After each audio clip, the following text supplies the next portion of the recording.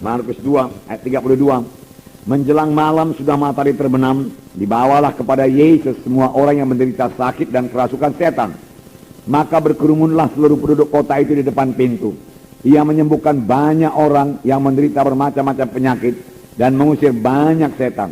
Ia tidak memperbolehkan setan-setan itu berbicara sebab mereka mengenal dia.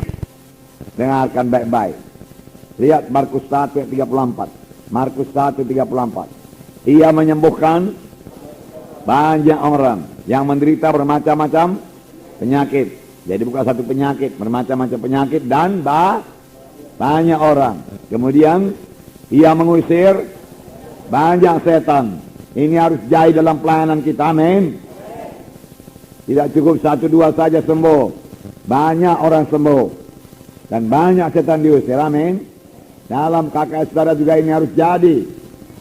Banyak orang sembuh, banyak setan diusir, amin.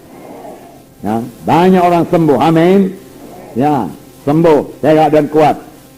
Nah, itulah pelayanan Tuhan itu. Sebab Tuhan berkata, pekerjaan-pekerjaan yang aku perbuat akan kamu perbuat.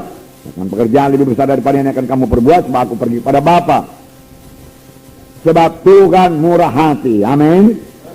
Dan untuk itulah dia datang, untuk menyembuhkan, untuk mengusirkan setan. Ya, saudara percaya itu, saudaraku. Ya, jangan terus mundur, jangan terus merasa tidak enak kalau ada yang digotong ke KKS saudara.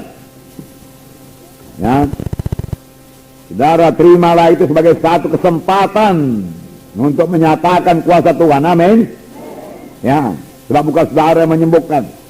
Dalam hal itu saudara jangan memandang kepada kekuatan saudara, pandang kepada Tuhan yang pemurah, pandang kepada kuasa bilur Yesus, pandang kepada janji Tuhan. Kerjaan lebih besar akan aku perbuat. Itu yang kita pandang, itu yang kita pegang. Pandang kepada Markus 16. Mereka akan meletakkan tangan seorang sakit orang itu sembuh. Amin. Nah, lalu saudara punya iman meletakkan tangan dan mengusirkannya dalam nama Yesus. Dia Allah yang murah hati. Murah hati dalam memberikan berkat.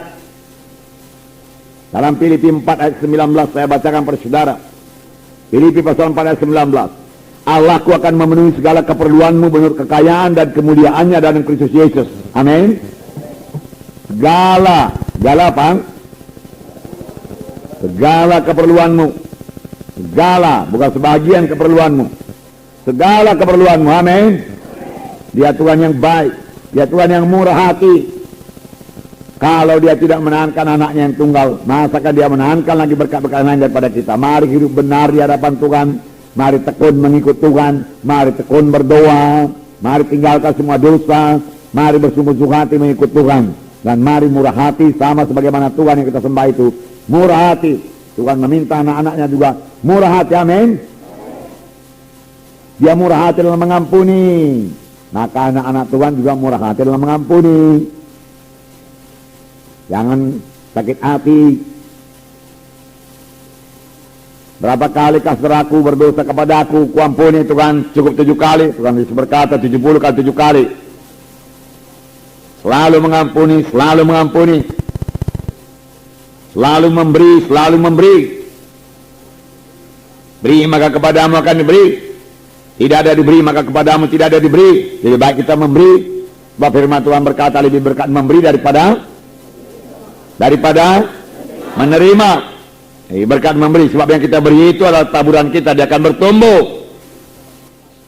Oleh sebab itu mesti menabur dan mesti menuai, tidak henti-hentinya sampai Tuhan datang. Amin saudara. Yang banyak menabur, banyak menuai. Dalam Lukas 6 ayat 36, siapa yang ingat apa katanya? Hendaklah kamu murah hati sama seperti Bapamu adalah murah hati. Ya. Hendaklah saya murah hati sama seperti Bapa saya murah hati. Ya. Seorang bapa yang murah hati, saudaraku, sangat merasa tidak enak melihat anaknya yang pelit.